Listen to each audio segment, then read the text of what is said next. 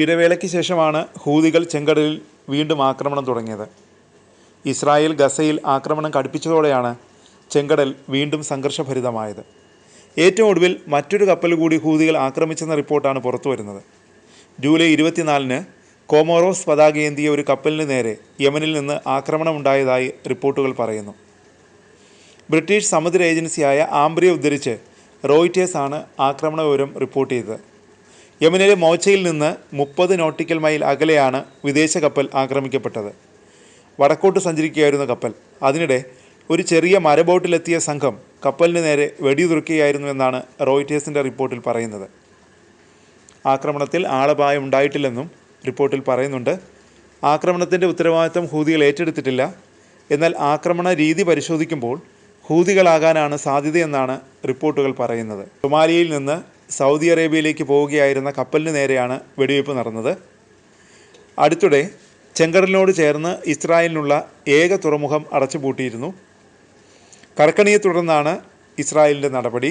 ചെങ്കടലിൽ ഹൂതികളുടെ ആക്രമണം ശക്തമായതിനെ തുടർന്ന് പ്രതിസന്ധിയിലായ ഐലറ്റ് തുറമുഖത്തിനാണ് പൂട്ടുവീണത്.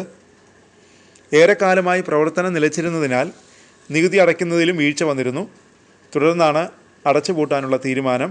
ഏകദേശം 25 കോടി രൂപയാണ് നികുതി കുടിശ്ശിക. ചെങ്കടലിൽ കപ്പലുകൾക്ക് നേരെ കഴിഞ്ഞ 1.5 വർഷത്തിലേറെയായി ഹൂതികളുടെ ആക്രമണം ശക്തമാണ്. ഇത് തുറമുഖത്തിൻ്റെ പ്രവർത്തനത്തെ ബാധിച്ചു. ഇക്കാലയളവിൽ വരുമാനം 90% ഇടിഞ്ഞു. നികുതി കുടിശ്ശികയെ തുടർന്ന് തുറമുഖത്തിൻ്റെ ബാങ്ക് അക്കൗണ്ടുകൾ മുനിസിപ്പൽ അധികൃതർ മരവിപ്പിക്കുകയും ചെയ്തു. ഇസ്രായേലിലേക്കും തിരിച്ചും ഇന്ത്യ, ചൈന, ഓസ്ട്രേലിയ, തെക്ക് കിഴക്കൻ ഏഷ്യ എന്നിവിടങ്ങളിലേക്ക് ചരക്കുകൾ പ്രധാനമായും നീക്കം ചെയ്തിരുന്നത് ഈ തുറമുഖം വഴിയായിരുന്നു. ഇസ്രായേലിലേക്കുള്ള മൊത്തം വാഹന ഇറക്കുമതിയുടെ 50% നടന്നിരുന്നതും ഐലറ്റ് തുറമുഖം വഴിയാണ്. നിലവിൽ കപ്പലുകൾ ആഫ്രിക്കയെ ചുറ്റി മെഡിറ്ററേനിയൻ പാത വഴിയാണ് പോകുന്നത്. ഇത് സമയനഷ്ടത്തിന് പുറമെ ഉയർന്ന സാമ്പത്തിക ചെലവിന് വഴിവെച്ചിട്ടുണ്ട്. അടുത്തിടെ ചെങ്കടലിൽ ഏതാനും ഗ്രീക്ക് എണ്ണക്കപ്പലുകൾക്ക് നേരെയും ഹൂതികൾ ആക്രമണം നടത്തിയിരുന്നു. ഇത് രാജ്യാന്തര എണ്ണവില കൂടാനും ഇടയാക്കിയിരുന്നു. ഇസ്രായേലിലേക്കും തിരിച്ചുമുള്ള ചരക്ക് നീക്കത്തിൻ്റെ 98% കടൽ വഴിയാണ്.